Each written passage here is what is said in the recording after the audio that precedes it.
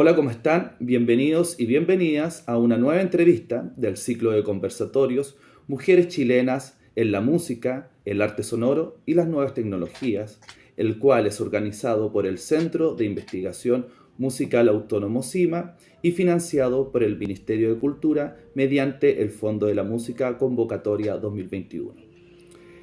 La temática principal de estas entrevistas es difundir la trayectoria de mujeres chilenas radicadas en Chile o en el extranjero y que desarrollen proyectos de investigación o creación sonora en sus más diversas manifestaciones y que tengan algún grado de vinculación con las nuevas tecnologías. Nuestra invitada de hoy es la primera ingeniera en sonido con mención en señales y sistemas sonoros de la Universidad de Chile. Obtiene el título gracias a su investigación en torno al cruce entre la sustitución sensorial y la experiencia musical en personas sordas. Se ha desempeñado en el área de la producción musical y como asistente en la instalación y performance Intersecciones Frágiles del colectivo interdisciplinar Emovere, utilizando herramientas como Pro Tools, Max MSP, Arduino y KiCad.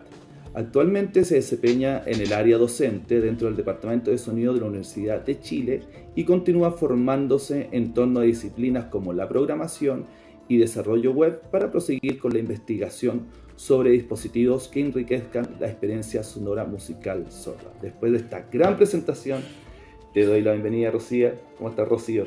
Muy bien, muchas gracias. Gracias también por la invitación. Muy feliz de poder colaborar y participar, así que ahí quería hacer ese paréntesis. Perfecto, qué bien, qué bien. ¿Cómo está el frío allá ahora? Yo también estoy muy abrigado, por eso disculpa la chaqueta. Venía con camisa, pero no aguanté el frío, tuve que ponerme una chaqueta encima. Sí, estoy aquí abajo con un calefactor, así que me llega directo, así que estoy Perfecto, yo con calefactor calientita. igual. Ya, súper perfecto.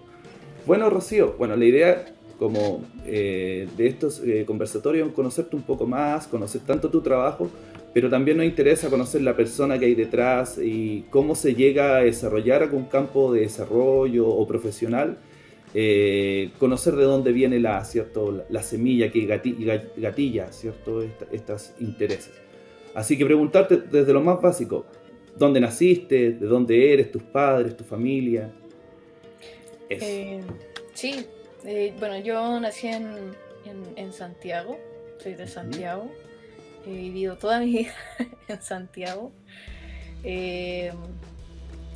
Y bueno, yo, a ver, desde chica siempre tuve como esta cercanía a las artes. Mi papá es músico autodidacta y siempre me estuvo como involucrando y llevándome a conocer diferentes experiencias en torno a lo musical. Por otra parte, tengo a mi mamá que ella está muy ligada a lo que son las artes plásticas. La mayoría de los cuadros que tenemos en la casa fueron pintados por ella. Entonces siempre desde chica he estado llena de estos como estímulos medio artísticos, todos con bien autodidactas, pero con una base, con un fundamento como personal súper potente, de que en el fondo, en cuanto a mi papá, el tema de la música, para él siempre lo describió como un método o un medio para poder soportar la vida, para poder sobrellevar las cosas de la vida, de ser adulto. Y por otra parte, mi mamá siempre nos inculcó el tema del arte, de conocer, no tan solo de hacer cosas, sino de conocer la teoría, porque ella es muy fanática de todo eso. Entonces, claro, a medida que fui creciendo, se fueron desarrollando diferentes habilidades, diría yo, pero en realidad también se fueron complementando hasta con programas de televisión. Yo me acuerdo que había un programa que se llamaba Art Attack. Mira. Ay, sí, por favor. Sí, o sea, qué triste. ¿Cómo se llamaba él? No me acuerdo. No, tampoco, pero todos fueron tristes por su muerte, sí, ¿te acuerdas? Sí, parece que se suicidó o algo similar fue. Sí, exacto. Y claro, entonces a mí me encantaba ver ese programa y hacer todas estas cositas que él hacía durante el programa, maquetas, pinturas, cosas así.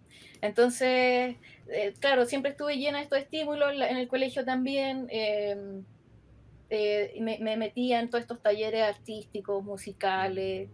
Entonces siempre hubo como un nexo a eso. Me acuerdo también que a eso en octavo básico y parte creo que toda la enseñanza media, llegó un profesor al colegio, Rodrigo Hernández, luego un cantautor también, todavía sigue ejerciendo como músico autodidacta, no autodidacta, más cantautor, no autodidacta, estudió. Y bueno, él formó su banda y dentro de su banda me incluyó a mí como bajista. Ah, mira, qué bien. ¿Qué edad tenías ahí, Rocío? Estaba en octavo básico, haber sido unos 14 13, años, 14. 13 años, claro, y hasta primer año de universidad, segundo año de universidad. Ya. Entonces, claro, esas como que siempre me sentí muy llegada a eso, a pesar de que yo tenía ciertas habilidades también en los otros ramos, en el colegio, esas cosas. Eso te iba a preguntar, ¿y los números? ¿De dónde vienen los números? Mira, en el colegio siempre me fue bien, la verdad. Ya. No fue tan, disculpa, no fue tan hereditario como, o esa influencia de los papás de ver el arte, siempre influenciando, o fue como una capacidad con los números que tú te diste cuenta que tenías. Porque estudiar ingeniería hay que tener algo de capacidad siempre. Sí, bueno, mi mamá siempre fue súper metódica para enseñarnos a tener nuestros espacios de estudio y todo eso. A mí me iba muy bien, pero nunca logré tener disciplina. Por más que mi mamá lo intentó, yo no estudiaba, yo no llevaba los cuadernos, no tenía cuadernos ni nada, pero aún así me iba bien. Yeah. Yo estuve en el mismo colegio desde siempre, desde primero básico. Entonces también había una atmósfera de cariño, de familiar dentro del colegio. Entonces, claro, para mí era súper cómodo, se me daba fácil. Y claro, yo en un momento, recuerdo que en tercero medio, segundo medio, uno tenía que escoger si era científico o matemático. Una cosa Exacto, así. Qué raro si eso, yo encuentro ahora muy raro. Sí. Y bueno, yo escogirme al área científica, obviamente por las matemáticas, dije, no, esto es lo mío, etcétera, etcétera. No andan leyendo tanto, lenguaje, uno inmediatamente humanidad, el lenguaje, claro, y de repente pasaron las primeras semanas y veía a mis compañeros del área humanista que hacían obras de teatro, presentaciones, veía que lo pasaban súper bien, súper bien. Y yo estaba ahí sentada haciendo derivadas o límites, no me acuerdo qué es lo que hacíamos ahí, y me cambié. ¿En serio te cambiaste? ¿Eso qué? ¿Cuándo fue eso? ¿Tercero medio? Creo que en tercero medio uno partía con el tema del área como que escogía. Y recuerdo haber estado 2-3 semanas y me cambié al área humanista. Ah, qué bien. Sí. Interesante, mira. Así que en realidad los números, por más que me fuera bien, nunca fueron mi primera opción.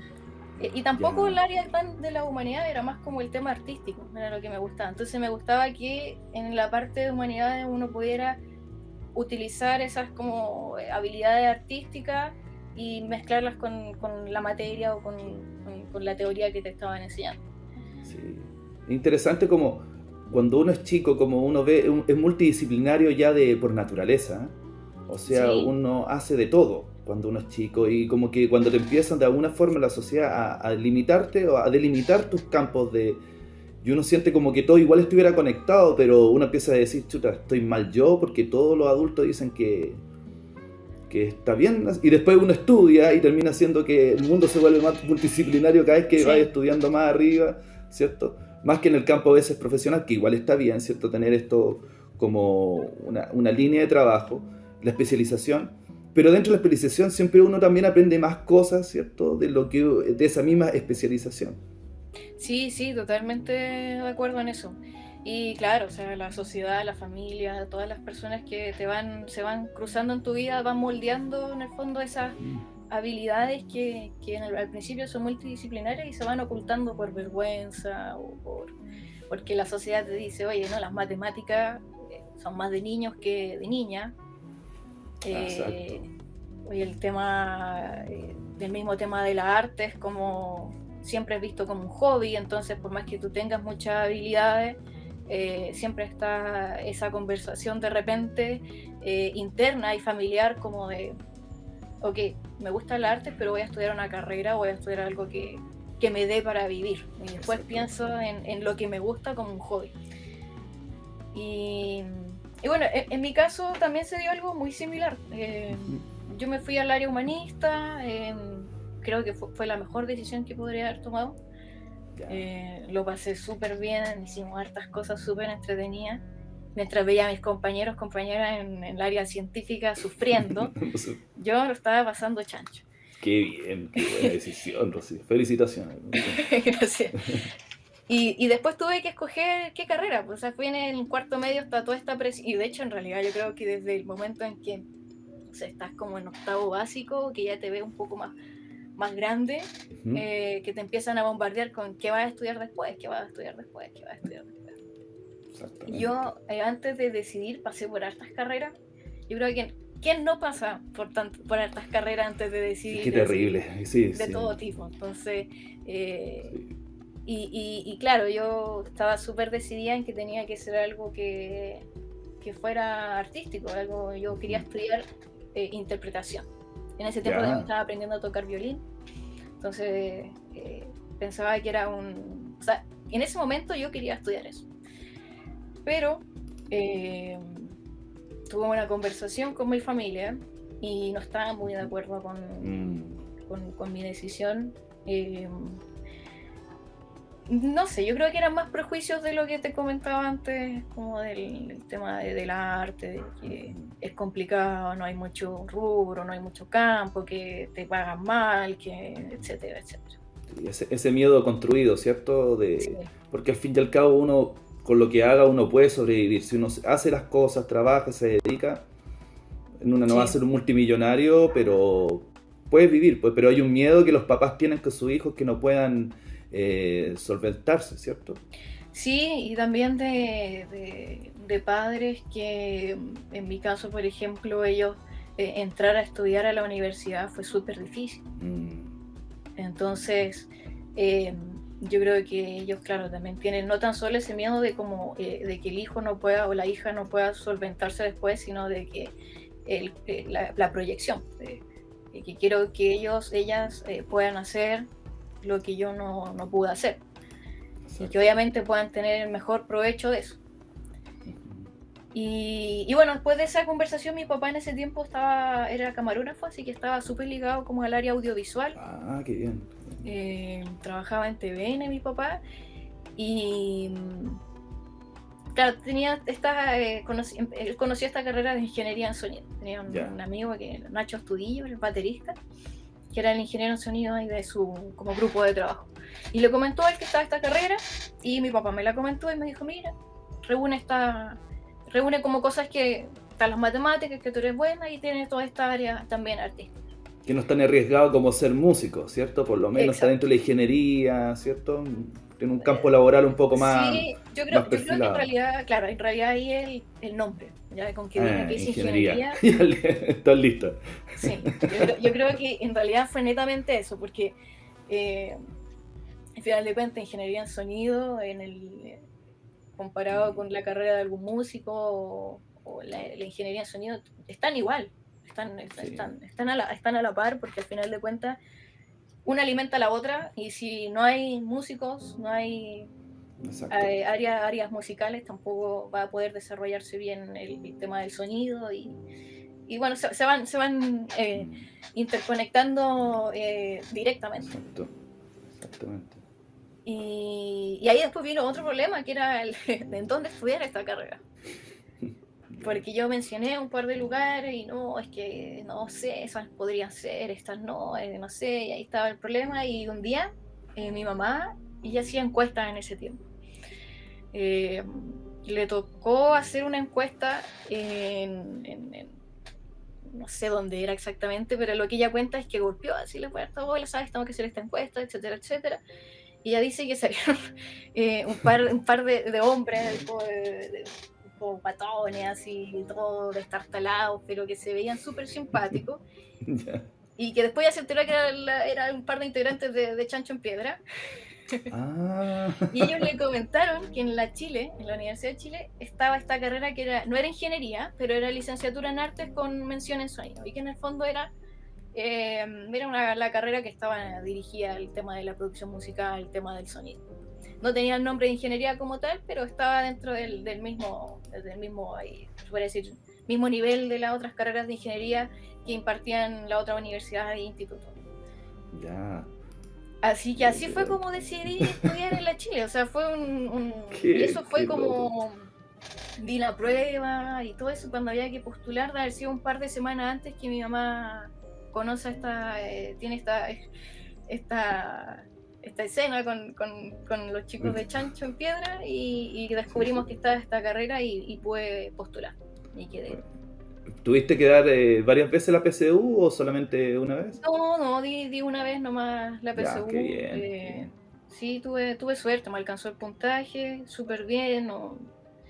Y yo, como te digo, en realidad tampoco creo que hubiera sido capaz de darla de nuevo, porque para mí el tema de estudiar siempre fue un cacho. Me metieron una vez al preuniversitario y uno de mis mejores amigos también se metió porque yo me metí, fue como Ya, un consenso. para ir con el amigo, para ir no ir Claro. solo, ¿cierto? Bueno, nunca Exacto. fuimos al preuniversitario, tomábamos la bicicleta, nos íbamos a un skatepark que estaba atrás, nunca fuimos, y porque yo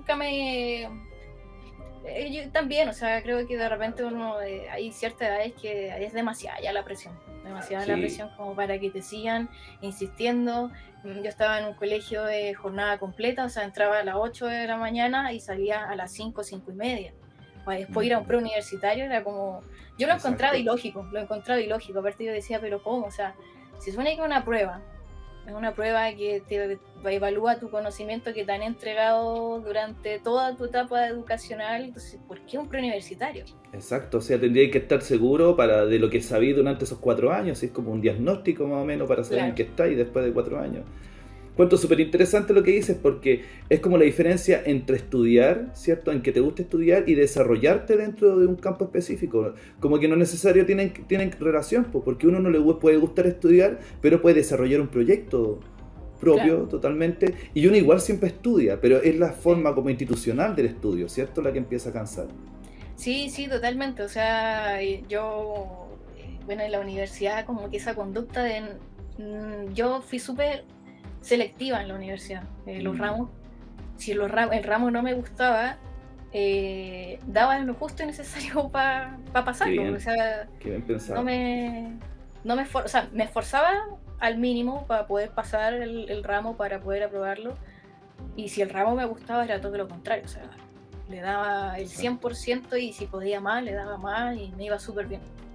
Exacto. No Entonces, desgastarse, ¿cierto? No desgastarse en un ramo específico, en algo que de verdad también va a ser infértil para tu desarrollo, ¿cierto? Y sí, o darle sea, más ficha. igual eso es difícil Ah, no desgastarse, uno igual se desgasta.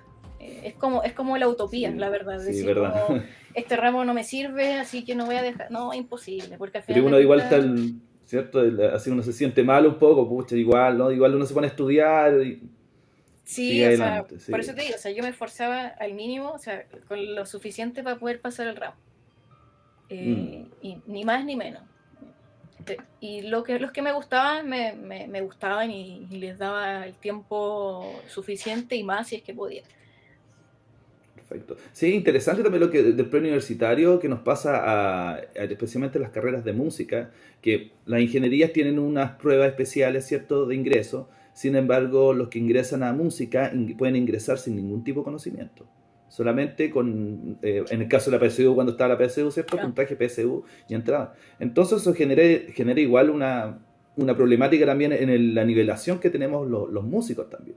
Habría que tener pruebas específicas para las carreras de música, que justamente es una rama muy específica. Pero, sí, igual creo que depende del lugar donde mm, se imparta. Mi ujú, referencia es como la Universidad de Chile, porque aparte ya, estábamos en la Facultad de Artes, también estábamos compartiendo con la gente de las carreras de composición, teoría.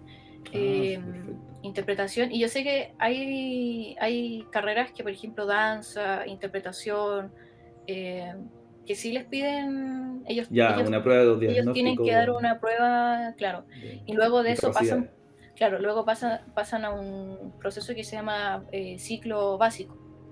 Y ese ciclo Mm, básico tiene una duración, la verdad no sé cuánto dura, pero tiene la duración debe ser unos 4 años, en donde entiendo que es para que y el estudiante pueda nivelarse. nivelarse y en el fondo todos entren a la etapa profesional con los mismos conocimientos, o al menos quizás no van a tener los mismos conocimientos, pero que sí se le hayan entregado las mismas herramientas y los mismos conocimientos, para que ellos puedan estar al mismo nivel.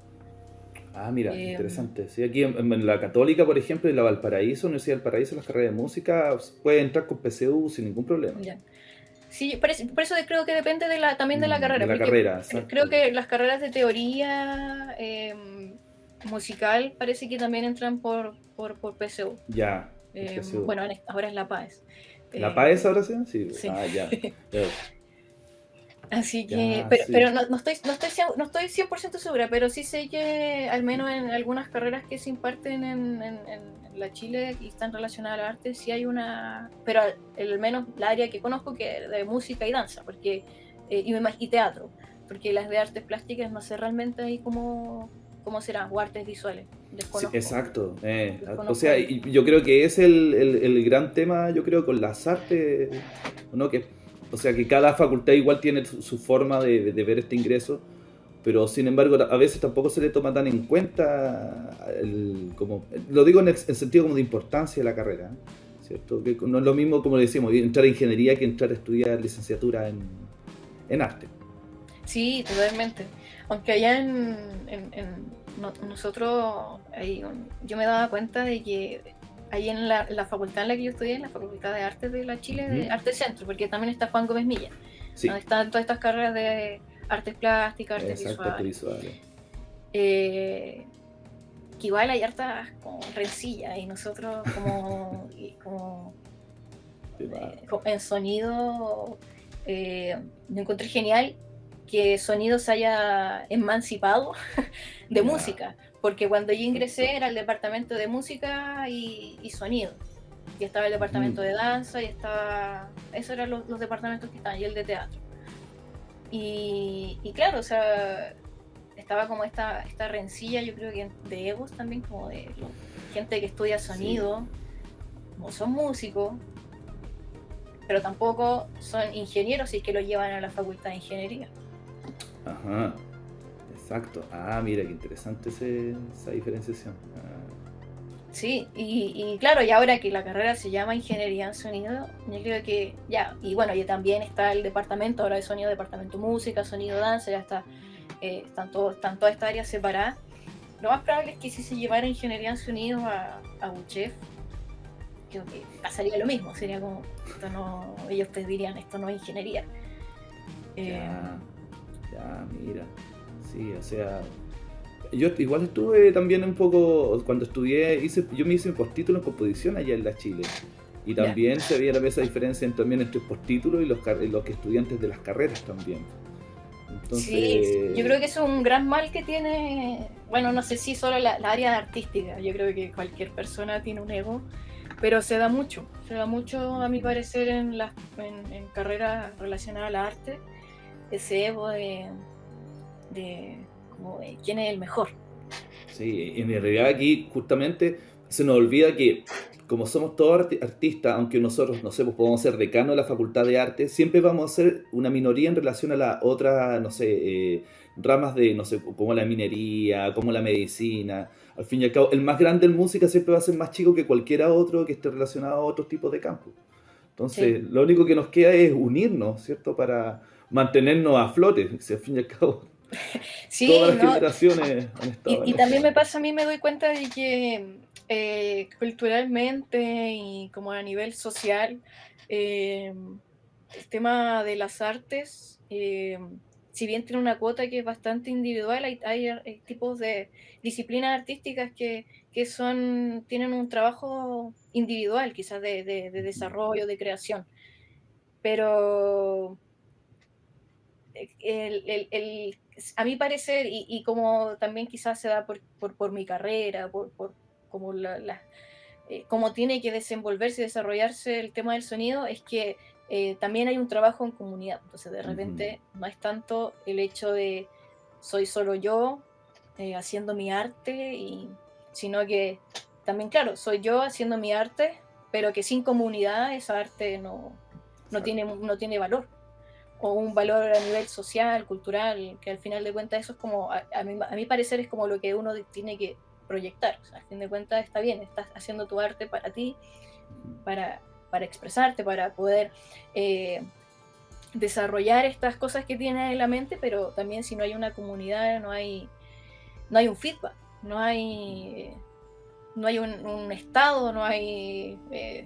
es difícil, o sea, yo creo que está el tema individual, pero sin comunidad también quedamos solos.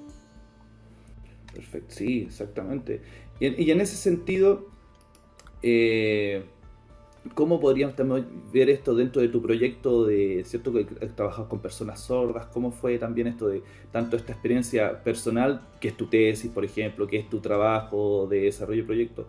Pero me imagino que también tiene que ver justamente con esta visión un poco social y me acuerdo muy bien en tu charla en el foro cuando hablaste de esto de como de democratizar la escucha. De verdad me quedo dando vuelta ese concepto, que todos podamos acceder a por lo menos a un mundo, a un universo cierto similar y poder tener paso a ese tipo de experiencias.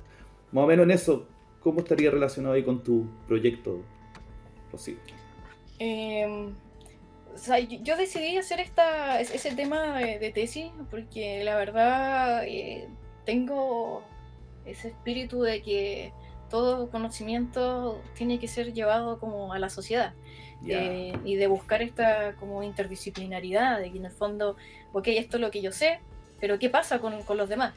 Y cómo puedo adquirir, o no sé si adquirir esos conocimientos, pero cómo puedo tener noción de lo que está pasando en otras partes, en otras disciplinas, y qué puedo hacer yo para involucrarme en eso. Es posible que me pueda involucrar y de qué forma lo puedo hacer.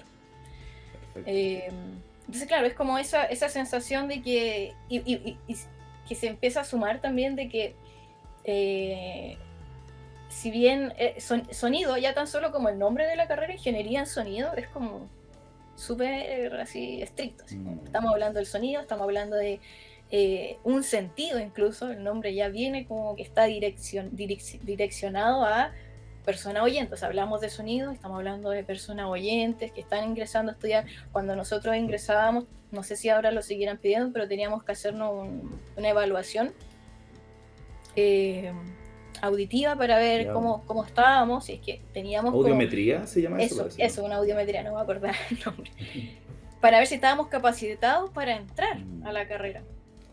Ya. Ya, aparte de obviamente dar la prueba, la PSU en ese tiempo que tenía que dar, también nos pedían esa audiometría. Entonces,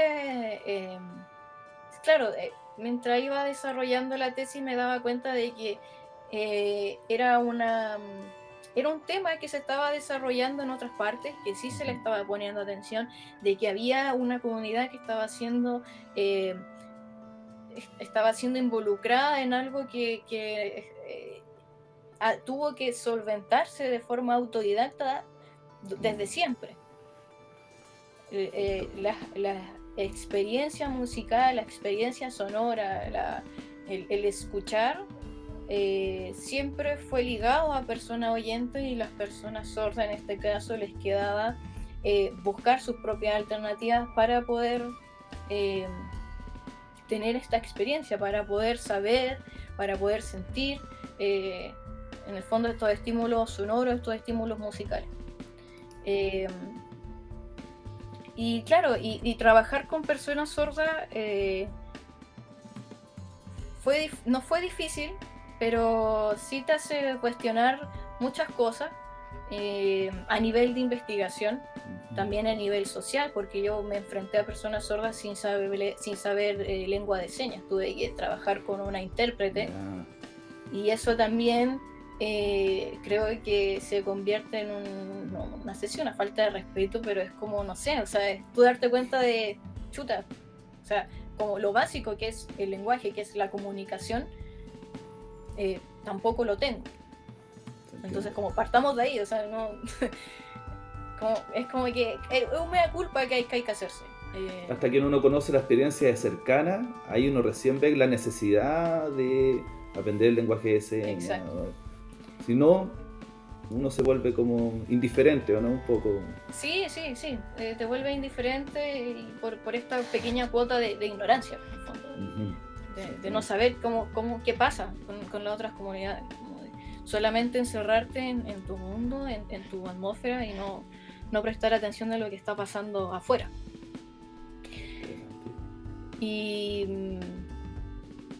Pero más allá de eso, yo creo que, claro, como tú dices, la revelación más grande que tuve fue que cuando partí haciendo esta investigación, estaba súper entusiasmada, decía, voy a hacer esto, voy a poner un piano, voy a transformar esta frecuencia en vibración, etcétera, etcétera.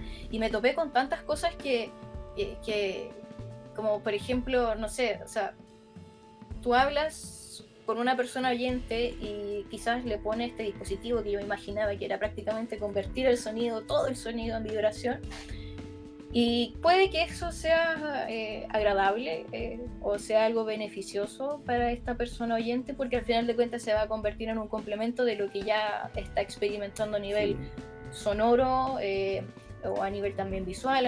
Si hay un instrumento, puede haber un feedback visual. Porque entiende ciertas cosas como la melodía. Tú le dices a una persona, por ejemplo, entre nosotros podemos entender perfectamente y quizá analizar una pieza, una canción y decir, esta es la melodía, estas son, no sé, esta es la escala en la que está, la armonía que nos vamos a encontrar, estos son los instrumentos que están llevando. Tenemos un lenguaje en común, ¿cierto? Tenemos un lenguaje en común que nos entendemos y tenemos una conceptualización de lo que está sucediendo, el contexto musical, que no lo tienen las personas sordas, pero no lo tienen porque no quieran, no lo tienen porque no se lo entregan. No, porque disculpa, porque los hombres, o sea, las personas no sordas, tomamos por consecuencia que no pueden escuchar, entonces ¿por qué les va a interesar la música? ¿Por qué les va a...? Mira, ahora yo mismo me hago la pregunta y quedo para exacto, y te empiezas a dar cuenta de que todas estas obras, estas composiciones están hechas para personas oyentes, no están hechas para personas sordas. Y incluso, o sea, hay muchas que también están hechas para personas sin ninguna disfunción, con audición relativamente bien, con una visión buena, sin problemas de movilidad. Súper selectiva al final de cuentas, y el modo de experimentarla, el modo de sentirla también. Ajá, exacto. Porque sentidos, solamente como cierto, es un sentido de uno nomás. De manera arbitraria se deciden cuáles son los sentidos que son los ideales para... O sea, pueden ser ideales, pero no son los únicos, ¿cierto? No son los únicos, al final de cuentas igual el ser humano es multisensorial.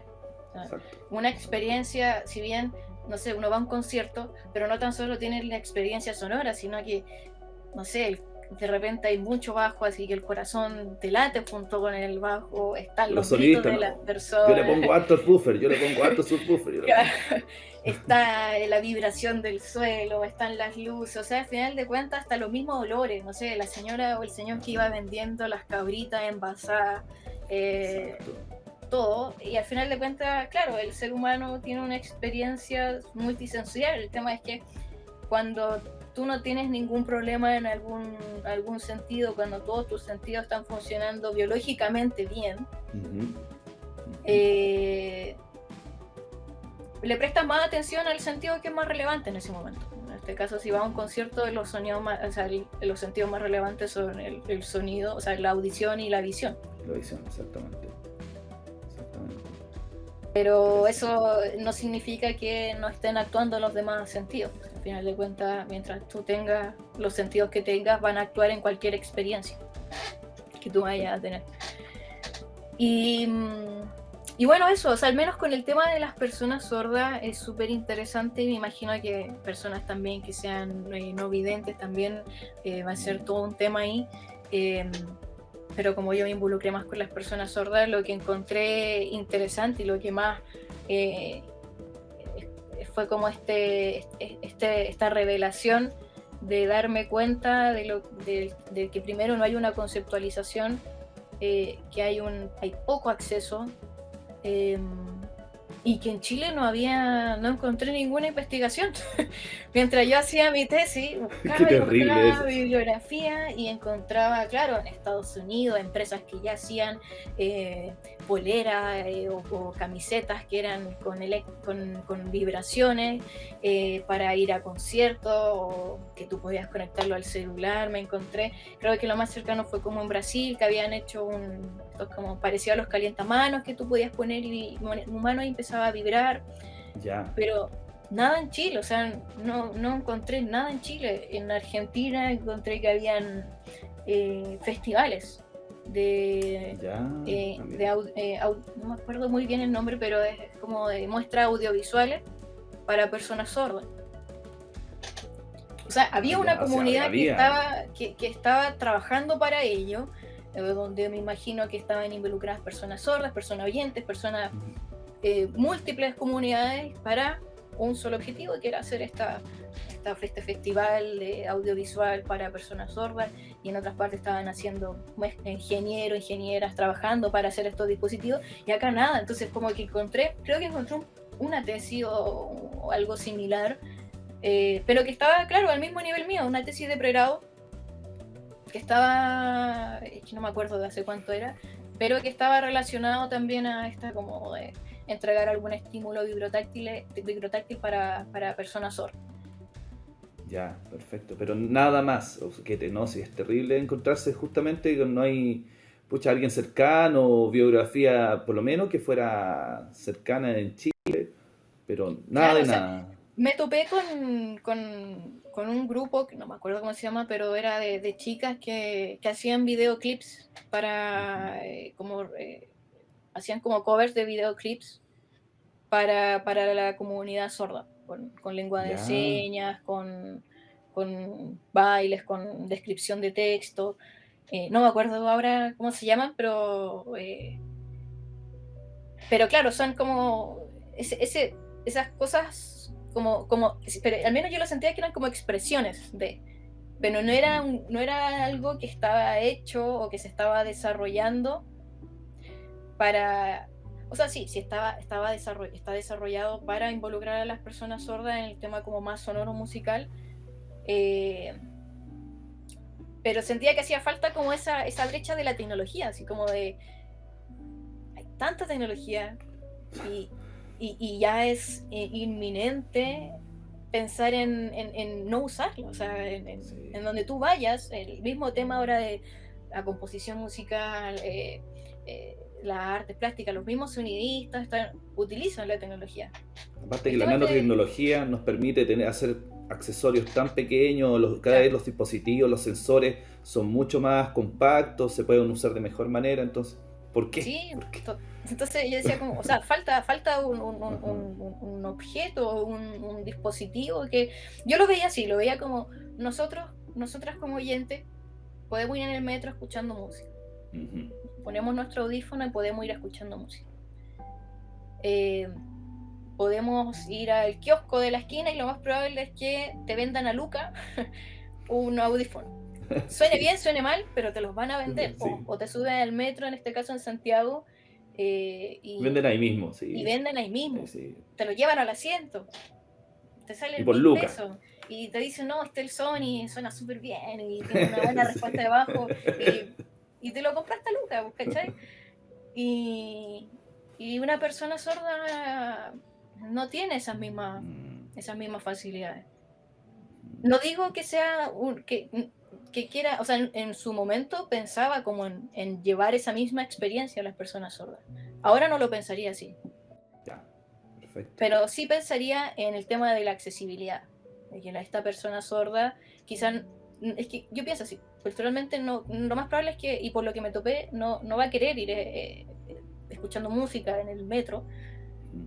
pero sí va a querer que, o la mayoría quizás pueda querer ir a una fiesta y no tener que Exacto. estar al frente del parlante Exacto. tratando de percibir las vibraciones y de entender qué es lo que está pasando.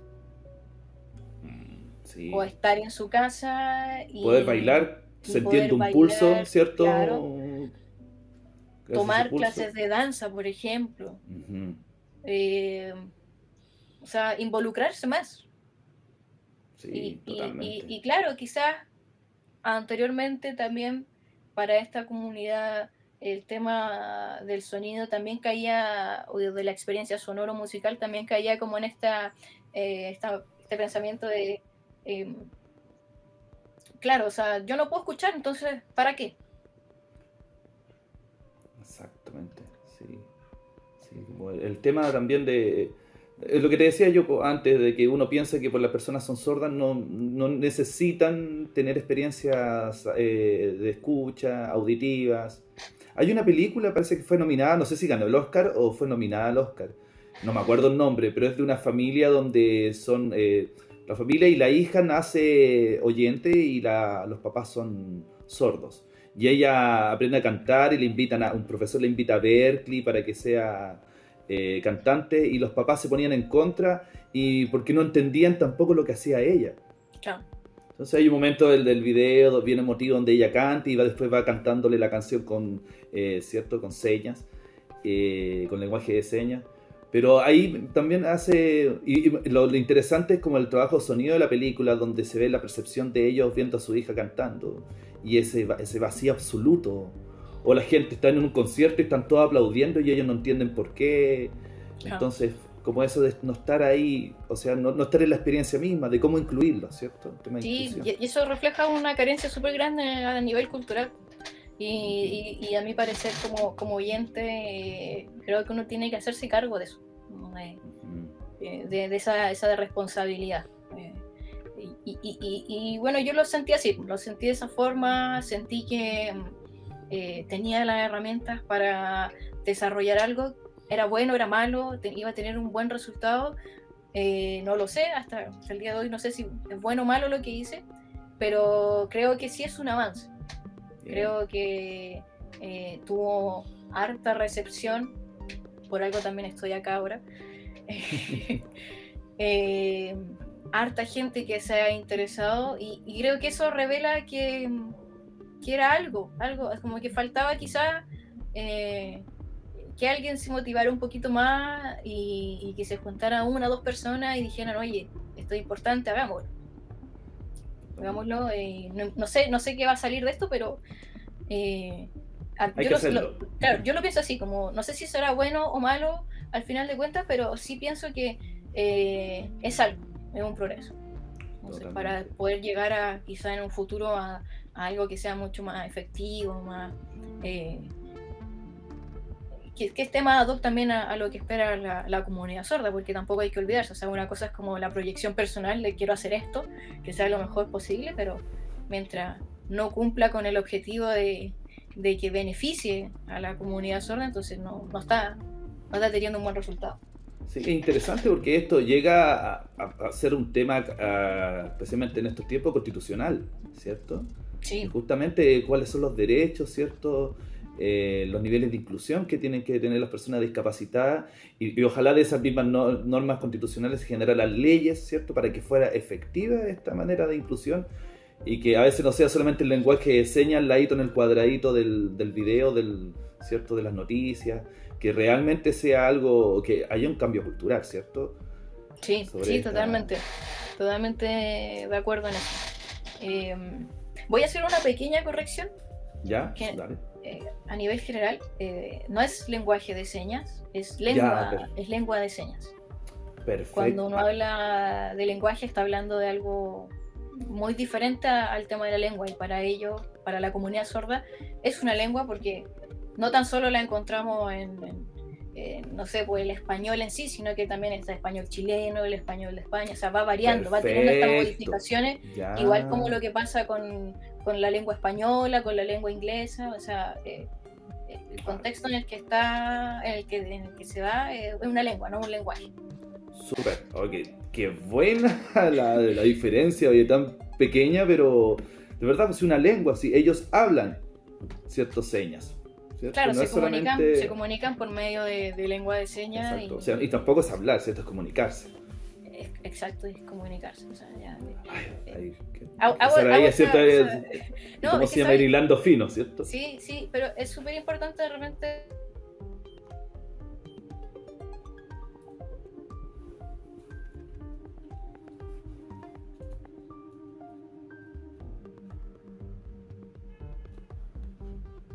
de lo que está pasando, para no meter la pata de repente. Yo no me considero una activista ni tampoco una representante del tema en lo que es la comunidad sorda, para nada. Para nada. Todo lo que comento y lo que he hablado es en base a mi experiencia realizando esta investigación. Hay un montón de personas que sí se dedican a ser representantes de la comunidad sorda, a gestionar actividades, a involucrarse. Yo igual me gustaría hacer como recalcar eso ya, ¿no? Así que también lo más probable es que haya metido la pata en alguna de las cosas que comenté pero en es con algún buena momento. intención, pero es con buena Pero intención. sí, y que nada, o sea, si alguien cuando llega a ver esto y dice, dijo tal y tal cosa, o sea, feliz de que me lo hagan llegar y que me lo hagan saber para poder cambiar ahí y aprender. En el fondo yo creo que eso es súper importante. Sí, exacto, aprender. Y bueno, este es un tema también que está pasando también con todo también el tema de disidencias sexuales, de pensar de cómo uno expresarse hacia estas minorías a veces. Y yo creo que es un tema transversal que desde ahora comienza a desarrollar. Yo creo que después en unos 40, 50 o 100 años más esto va a ser un chiste a veces. Oye, las personas antes, personas sordas no tenían dispositivos para escuchar música. O sea, Claro. ¿cierto? Es como pensar que en el siglo V no se pensaba que Dios, o sea, el rey no fuera la única forma de gobierno que te vieran, ¿cierto? Claro. Y que Dios siempre iba a ser la única forma de gobierno. Y ahora estamos en un mundo totalmente distinto. Bueno, esperemos que lleguemos a eso y nos llegue un meteorito. Bueno, no sé, lo que vaya a pasar ahí. Exacto. Pero creo que estamos en una etapa bien bonita a nivel cultural y social. Una etapa en donde el tema de las redes sociales, el tema de la información inmediata ha generado como hartos conflictos. Entonces, pero estos conflictos no han sido conflictos malos, o sea, sino que han sido conflictos como reveladores, es decir, como chuta, sí, lo estamos haciendo mal, pero ¿cómo podríamos llegar a hacerlo mejor? ¿O qué es lo que falta? De escuchar y de ver a estas voces de repente que son minorías, no sé, el mismo tema de la comunidad sorda. Yo tuve que ver la cantidad de personas que se ponían como sordas en el tema de la encuesta y a nivel nacional y son pocas en comparación con la población que es oyente. Entonces el mismo tema de las redes sociales ha permitido, y del internet y de la información inmediata, poder visibilizar estas comunidades. Lo mismo pasa con las disidencias y lo mismo pasa con el tema de las mujeres.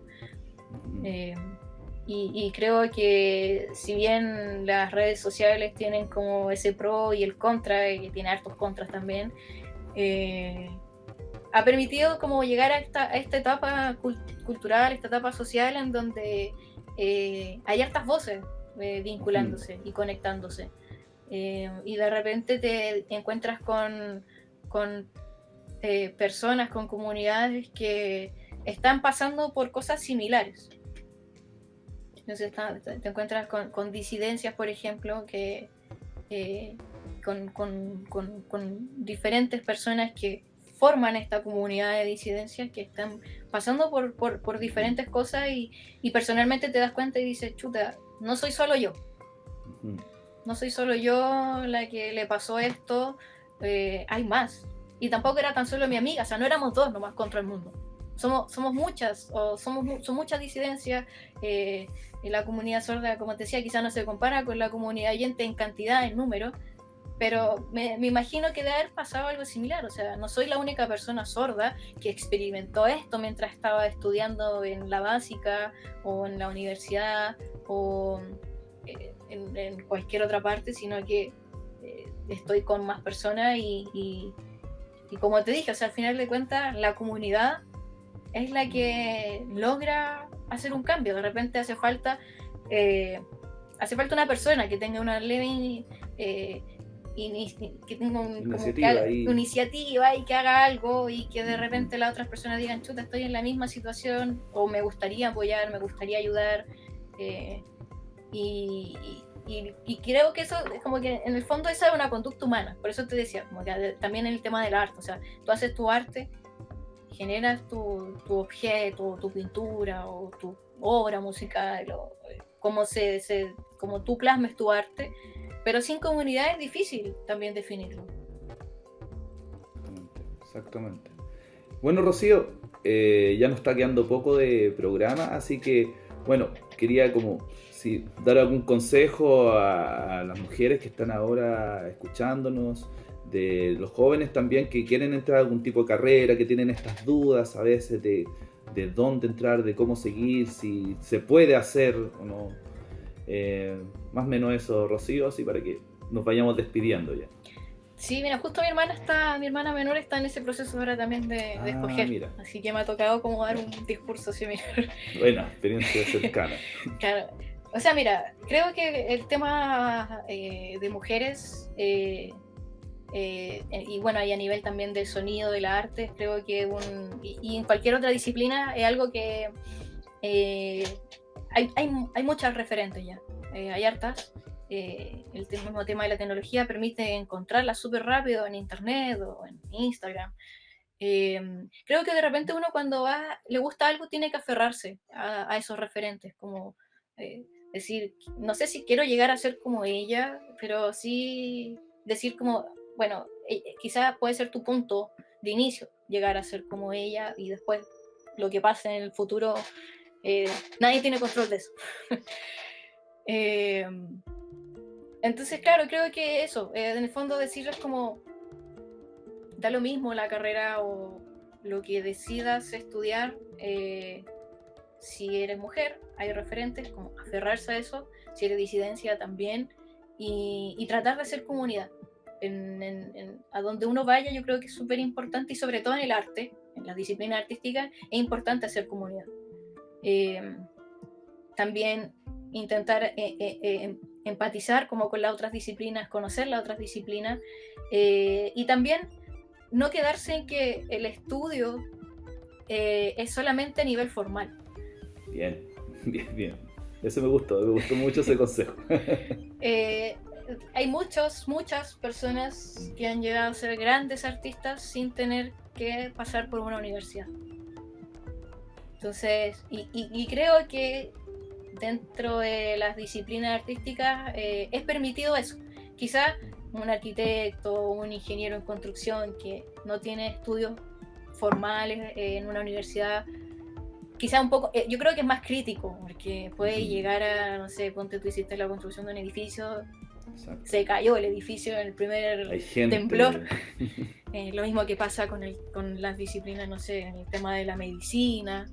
Pero creo que todavía las disciplinas más artísticas, de telecomunicación, de ese tipo de cosas, de ese tipo de disciplinas, te permiten acceder a una educación que no tan solo es formal. Entonces, no quedarse con solo que esa es la opción, sino de que hay más opciones, de que hay más lugares en donde recibir esos conocimientos, y que es posible. O sea, sí, de repente te va a costar más, o quizás vas a hacer todo lo contrario, pero están esas opciones. Entonces mi consejo es referentes, comunidad, y no tan solo existen los estudios formales. Yo le digo a amigos que a veces estudian, o sea, como soy músico, le dije, no, he estudiado, me dicen, entonces tú ya no soy autodidacta. Le digo, no, yo siempre he sido autodidacta, eso nunca lo he perdido. Porque uno va a la universidad, estudia los ramos, pero después uno llega a su casa y investiga por un nombre que buscó por acá, el dato que te dio el amigo, estuviste con tu compañero hablando y él supo un dato de otro lado. Entonces esa capacidad autodidacta nunca hay que perderla. O sea, No, la universidad totalmente. no da todo concentrado el conocimiento.